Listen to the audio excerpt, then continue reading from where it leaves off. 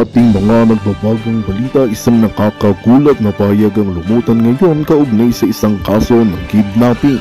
Ayon sa mga ulat, si Lizata Smugs Marcos at Pangulong Kuting Jr. ay di umano'y tinuturo bilang mga mastermind sa naturang insidente. Sa isang press conference kaninang umaga, ibinunyag ng mga otoridad ang resulta ng kanilang masusing investigasyon. Ayon sa kanila, lumabas sa kanilang mga nakalap na ebidensya at testimonya na may kinalaman sila ni Zatan Smugs at Kuting Jr. sa kidnapping ng isang prominenteng negosyante noong nakaraang buwan. Naging malawak ang operasyon ng mga pulis upang maaresto ang mga sospek na pinaniniwala ang mga malalapit na kaalyado ng pamilya Marcos. Samantalang mariing pinabulaanan ni Lizatanas at Kuting Jr. ang mga paratang laban sa kanila. Anila ito ay isang malaking paninira at may halong politika. Patuloy ang kanilang panawagan para sa patas at makatarungang investigasyon. Abagan natin ang mga susunod na kaganapan sa kasong ito na tiyak na magbibigay ng malaking epekto sa politika at kalagayan ng bansa. At yan ang balitang ating pagkakatutukan. Ngunit bago ang lahat, siguraduhin mag-subscribe at i-hit ang notification bell para sa patuloy na pagtutok sa mga sulyap ng bagong balita sa tunay na boses ng masa.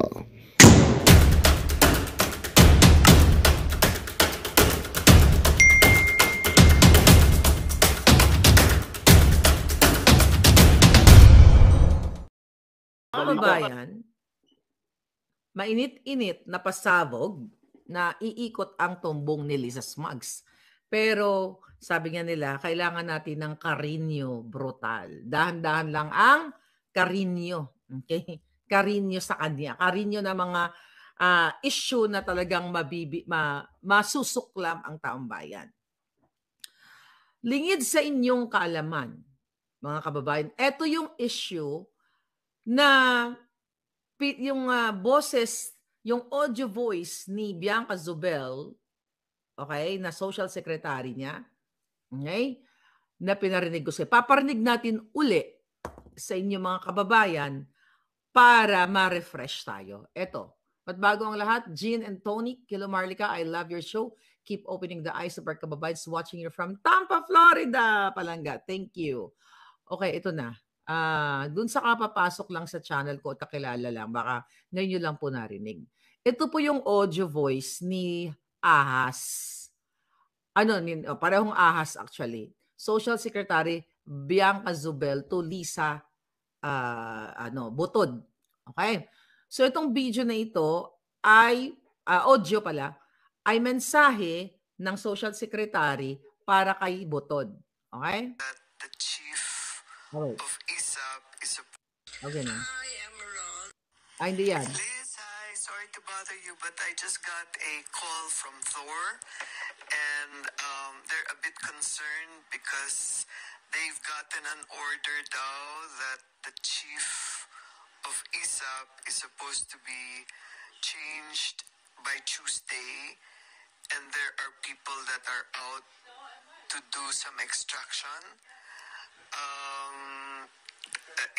If it's possible to just keep the ISAP as is daw para hindi magulo yung extraction kasi 2 weeks pa yata or something like that.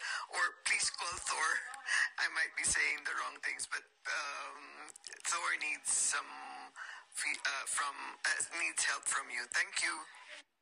Okay. So again, Hi, sorry to bother you, but I just got a call. Okay, sorry.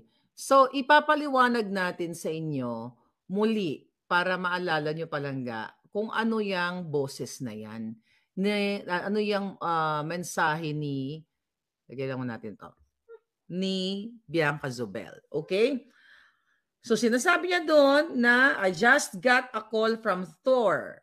Okay? Pinaliwanag na natin sa inyo si Thor. Yan yung mga Avengers group na supporter ni Lisa Smugs na binibigyan niya ng mga pwesto na dyan, binibigyan niya ng pabor dyan sa kanyang pagiging presidente, okay, ni Lisa Smugs. So ngayon, mga panangga, ang sabi dyan ni Bianca Zubel, sabi niya, there are a bit concerned daw because they're gotten an order that the chief of ISAF is supposed to be changed by Tuesday. So tinawagan niya si Lisa, nag-aalala etong mga taga-ISAF, yung mga intelligence people, okay, na papalitan ni Lisa Smugs yung mga nakapwesto doon. Dahil ang totoo, siya naman talagang nagdedesisyon kung sinong tatanggalin, sinong iuupo. Sabi dito, there are people, sabi ni Zobel, there are people that are out to do some extraction. Ang ibig po niya sabihin dito, there are people that are out to do some extraction. Ito yung extraction, pag-abduct, pagkukuha, okay? Pagkikidnap palangga ng 4 na bata, okay? 4 na bata sa, sabihin natin ang pangalan. Ano yun, ang pangalan ng mga bata? Sa ibang bansa. Okay? I don't know, nasabi ko na yata ito sa inyo, ibang bansa. Pero kasi may series itong gagawin natin. Sa pinakadulo nito, hindi naman to matagal yung series natin. Araw lang. Sa dulo nito, ipapakita or ihaharap ko sa inyo ang finale ng another bomba na evidence dito. Okay? Pero gusto ko munang balikan. So, sabi din ng Social Secretary na wag munang tanggalin wag munang repasuhin ang mga nakapwesto sa ISAF. Kasi may mga tao na out for extraction. Ang extraction, may naka-assign na mga tao para dukutin itong 4 na bata na anak ng kaibigan ni Lisa. Okay, isang certain Francis Chua na negosyante na nagkaroon ng pag-aaway o diskusyon na nilang, okay, si Francis ay may asawa, may 4 na anak. Okay, ma-impluwensyang tao si Francis. Mayaman at mga kasabwat din yan, mga ka-business partner ni Tambaluslos at ni Lisa. Ito sila Kuting, okay? Francis, may asawa, nagkagulo, nag-away silang mag-asawa, din yung 4 na anak, binitbit, papuntang ibang bansa. Tumakas kasi, ayon sa ating source, ito ang asawa niya si Francis ay abusive, pulburon, kung ano-ano pang mga pangit na ginagawa, nakatulad na ginagawa ni Kuting. So tumakas, okay, itong babaeng ito na asawa ng certain Francis na ito. Okay? Para maintindihan nyo. So kaya ang sabi dito ni Social Secretary Zobel, i-hold muna itong pagpapalit ng mga intelligence personnel dyan sa ISAF. Kasi may mga tao na naka-out to extract these poor children from that country. Okay? Tapos sabi pa nga ni Zobel, just keep the ISAF as is. Huwag munang galawin para hindi magulo ang extraction. Tapos may sinabi siya 2 weeks pa ata or called TOR. Ito yung TOR naman na sinabi ko sa inyo noon na din ni Lisa, kasabwat din ni Lisa Smugs sa kanyang mga aktibidades. Na para maintindihan ninyo, mga kababayan, pag ito'y, natapos itong series natin, kung pwede nga lang, lahat kayo may kulam, mangungulam talaga kayo. So itong eksena sa extraction, di ba? Naghiwalay, na-vlog na natin to, 2023, pero nakalimutan nyo na. Naghiwalay yung negosyante na si Francis Chua at yung kanyang jowa. Okay? So ang nangyari, umalis sa Pilipinas, dala yung 4 na anak. Sa kadahilanan, ayon sa ating source, dahil ito ay itong Francis na ito ay mahilig din, sa pulburon at kung ano-ano pang mga pinaggagawa base sa ating source. Okay? So ngayon, ginamit nitong Francis ang Avengers na pinamungunahan ni Thor. Okay? Yung Thor, remember, kamukha ng pagong. Okay? At ng mga tiwaling intelligence service sa armed forces para isagawa yung unauthorized and unofficial extraction doon sa mga bata. Okay? Actually, nabanggit ko na yung bansa na ito, hindi na doon sa vlog ko, sa Turkey. Okay? So itong magnanay, 4 na anak, mga minors, hindi tumakas eh. I don't know kung asylum visa ba sila. We don't know. Okay? Wala pang clarification.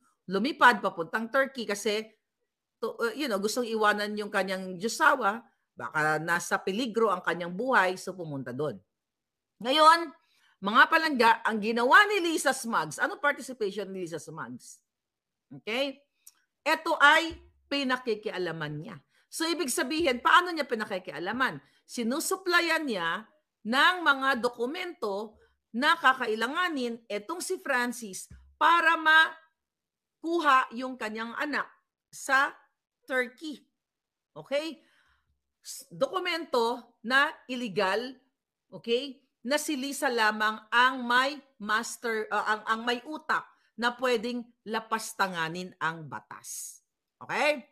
Kaya nga dun sa video, sa audio kanina na humingi siya ng 2 more weeks, okay? Si Zubel, 2 more weeks daw para daw wag muna papalitan, okay? O wag muna gagalawin yung mga nakapwesto sa ISAP kasi nga mga palangga dahil magkakaroon ng bulilyaso yung kanilang ongoing plan for extraction dun sa 4 na mga bata. Ngayon, mga palangga, kasi during that time, yung papalit na hepe na si Brigadier General Marcelino Teofilo, okay, ay hindi sang-ayon dun sa gagawing extraction o pagdukot. In other words, diba? Siyempre, pag ordinary ka, what is extraction? Pwedeng in-extract yung ngipin mo, in-extract whatever. Pero in other words of pangkikidnap. Okay? So yun ang ibig sabihin. Kaya pinaliwanag ko rin sa inyo na itong Avengers group na ito ay talagang mga bataan to ni Lisa Smugs. Okay? Na naghahari-harian dyan. Okay? Even dyan sa ISAF na nandiyan dyan sila sa ISAF eh. Marami, mga grupo na nagari-arian at talagang even the mga junior officers, yung mga even high-ranking officials ay dinidemoralize ng mga hayop na to dahil nga malakas ang loob nila, kasabwat nila si Lisa Smugs. Alright, so ano nangyari? Okay? Bakit maharlika? Ano na naman yan? Kwento na naman yan, magpakita ka ng ebidensya. Hold your breath, darling. Okay, ganito ang nangyari. Maraming madadamay dito. At maraming sangkot. Lulitsky, thank you palangga. Lingid sa kaalaman ng taong bayan, nananawagan ako sa may mga tao pang matino na kayang gumawa ng legal action about this evil butod.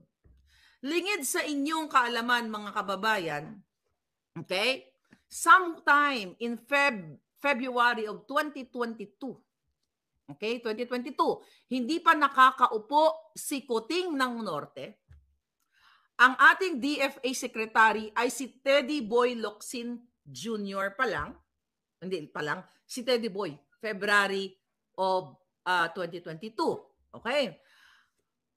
Ayon sa ating source, tinawagan ni Butod ang asawa ni Teddy Boy Locsin Jr., then DFA Secretary. Okay? Tinawagan niya si Maria Lourdes. Ito, pangalan niya. Okay, mga palangga. Diyan natin. Okay. Tinawagan niya si Maria Lourdes Barcelon Locsin o kilala sa pangalang nickname niya Louie. Okay? So tinawagan ni Lisa noong Pebrero of 2022 na nanghihingi siya ng tulong, okay, sa asawa ni Teddy Boy Locsin na maging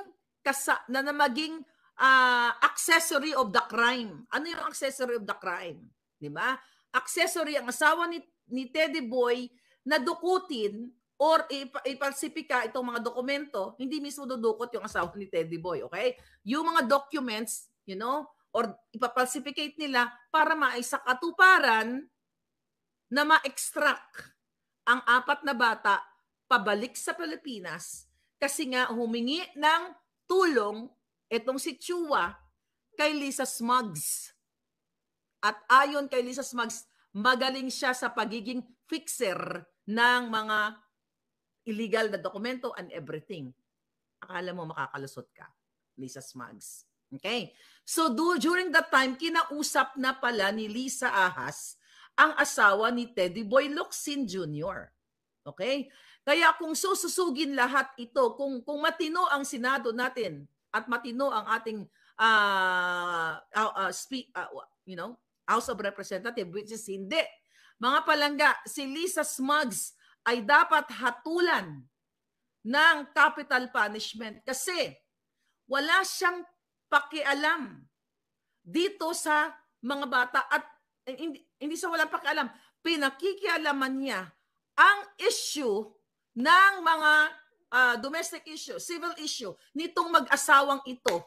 Okay, dahil lang kaibigan niya itong Francis na ito, wala siyang pakialam na magpalsipikan ng kung ano-anong mga dokumento at makipag-usap sa mga taong nasa gobyerno para tulungan yung kanyang kaibigan para i-extract yung 4 na bata mula Turkey pabalik sa Pilipinas. Tumakas na nga kasi delikado siguro ang buhay nila. Hindi naman tatakas yung asawa ng Francis kung hindi delikado ang buhay nila. So yun po, Pebrero pa lang of 2022 ay nakipag-sabuatan na itong si Lisa Smuggs sa asawa ni Teddy Boy Locsin. Hindi nyo pwede ipagsinungaling yan.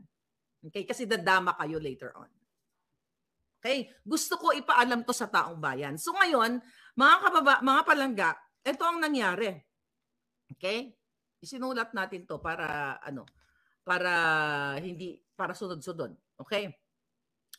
So, ayun na nga. February 2022 yon. So, wala. So, nung tumawag si Smuggs, bago mag-eleksyon yon, sa asawa ni Locsin, ay pinapaayos niya ang dokumento at i-expedite, okay, para kay Chua itong mga dokumento na ito para, madukot yung 4 na anak. See that? Kung gaano kahayop ito, mga palangga. So ngayon, mga kababayan, ipinapakita dun sa mga ebidensyang darating sa atin. Actually, dumating na. But not this vlog, mga palangga. Ano natin si Smuggs. Lalo nating paiikutin ang kanyang tumbong. Okay? Illegal ang ginawa ni Ahas na pakikialaman, i-fix ang mga dokumento para what? Okay? Para kunin ang mga bata. May mga legal documents po ito eh. Okay? May mga legal documents na inisyo ng korte na finix ni Lisa Smuggs para magamit nila sa embahada ng Pilipinas sa Turkey para dukutin o extract ang mga bata pabalik sa Pilipinas dahil ayon sa ating source, yun talaga ang role ni Lisa Smuggs, maging mastermind, okay, sa pag-extract sa mga batang ito. Gaano kahayop itong butod na ito na lahat na lang pinakikialaman niya, nasaan yung feeling niya bilang isang ina, which is, kung yung isa niyang Junakis, pag tinatanong sa kanya kung nasaan na, sinasabi niya, is gone. Or she's gone. O baka sinakal niya or whatever. Or siglasin niya, thank you. So mga kababayan, ito yung ginagawa niya na pakialaman ang mga dokumento na dukutin or i-extract itong pamilyang ito, itong mga batang ito na hindi natin alam na dangerous yung kanilang situation pag bumalik sila sa Pilipinas. The fact na umalis sila, nakakatakot talaga. Hindi naman tatakas yung mga yon, hindi naman siguro tatakas ang ina nun kung they have harmonious relationship, umaayos sila. So ayon sa ating update, mga kababayan, nagtagumpay itong si Francis. Nakuha yung 2 anak from Istanbul dahil sa pagiging mastermind ni Lisa Smuggs, ni Butod, ayon sa ating puting ahas. Gaano ka-evil ang babaeng ito yung hinayupa ka, Lisa. Ha? Huwag kang magpakampante. Sabi na iba, bunga nga lang yan. Ganto, ganyan, ganon. O sige, mag-fiesta kayo. Maharlika, ganto, ganyan, fake news. Just wait and see. Just wait and see, Lisa Smugs. Okay? So, mga kababayan, ganito kahayop ang buwaka ng inang to. Hindi lang ang pangingialam niya, hindi lang ang pagnanakaw niya sa budget, hindi lang ang pangingialam niya dyan sa People's Jutang Bribery Initiative na yan. Siya rin, ayon sa ating Diyos, ang mastermind na mag-ayos ng kanya ng mga dokumento. At statement mo yan, Lisa Smugs. Tanungin mo ko, kaya kong panindigan yung sinabi mo? Yes. Wait ka lang. Maghintay ka lang, hinayupa ka. Mga palangga, ang pag-i-extract o ang pagdukot sa mga minor de edad na dinistrongkar ang mga papeles sa tulong ng First Lady Ahas ay isang malaking crime o heinous crime. Whether sa Pilipinas ka o sa Amerika ka. Nung hindi pa na-lift ang gurgur na parusa, ang parusa dyan ay gurgur. O habang buhay o reklusyon perpetua hanggang sa matsugi ang nakakomit ng crime na sangkot o even mastermind o accessory to the crime, mga palangga, o accessory to a crime na ginawa nitong mga hinayupak na to, makukulong ng habang buhay at hanggang kamatayan. Ngayon, tinignan natin to. Tinignan natin actually ang batas. Okay? Kung ano ba ang parusa dito? Mga palangga. Okay. Sabi dito, revised penal code, kung tama itong nababasa ko. Okay? An act revising the penal code and other penal codes law, number 3815, December 8, 1930, Article 267, 268. Ito lang, sinasabi dito. Ang pag-extract o kidnapping, yun ng mga palangga, and serious illegal detention, any private individual who shall extract, o yung term niya, o pagdukot, o detain ng isang tao, or in any other manner deprive him or his liberty shall suffer the penalty of reclusion perpetua hanggang to death, hanggang sa kamatayan. Okay? So, kung babasahin mo itong batas na ito, whether ikaw ay mastermind or accessory ka, okay? Accessory ka sa crime na ito, mga palangga, tumulong ka. Sa anong paraan? Tumulong ka, yan mo yung mga dokumento, dinistrongkar mo, kung ano man ang iyong participation dito, ikaw ay dapat makulong ng habang buhay at dapat kang tigihin dahil nilagay mo sa bingid ng alanganin ang 4 na bata. Kung itong mga dokumentong ito, okay? Actually, I don't want to speak right now about it pala. Baka makapag-ano si Lisa Smugs, okay?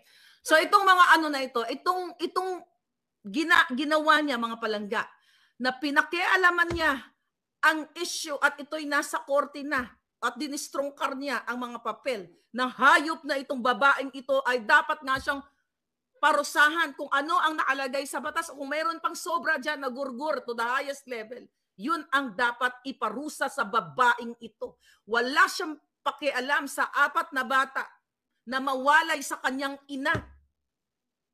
Dahil kaibigan niya ay nag-request itong si Francis based sa ating information na nakalap. Ganito kahayop si Lisa Smugs, mga palangga. Hindi lang tanim kaso, hindi lang kung ano-anong panggigipit, pagtatanggal sa mga empleyado dyan sa gobyerno ang kaya niyang gawin. Pati pag-extract, pati pagkikidnap ng mga bata ay kasangkot siya. Senator Amy Marcos, if you want evidence about this,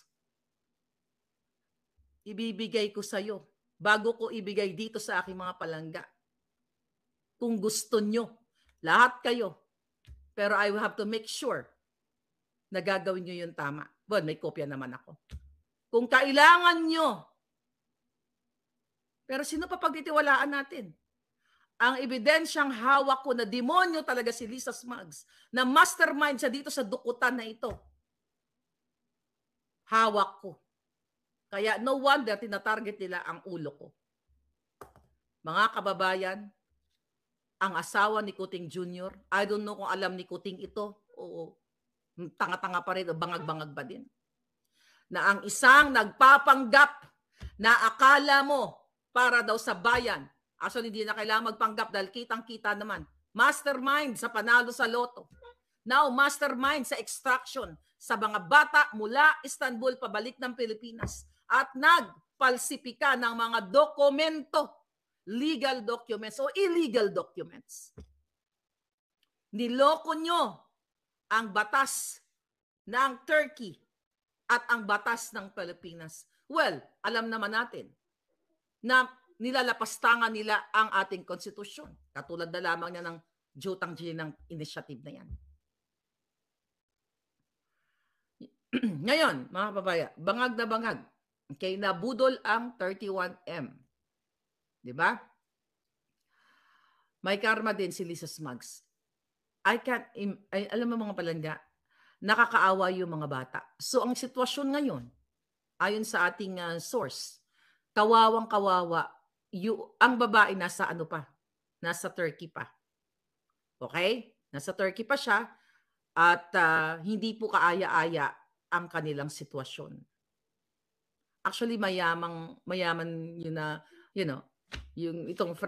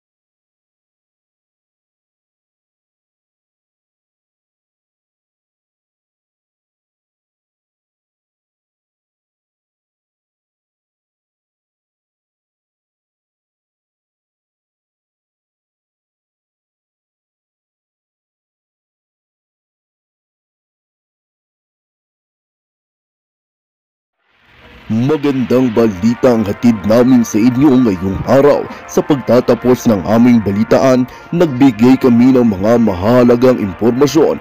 Maraming salamat sa pagtutok at pagsuporta sa aming programa. Huwag kalimutang manatili sa mga susunod na araw para sa mga bagong balita at mga kwento na dapat nating abangan.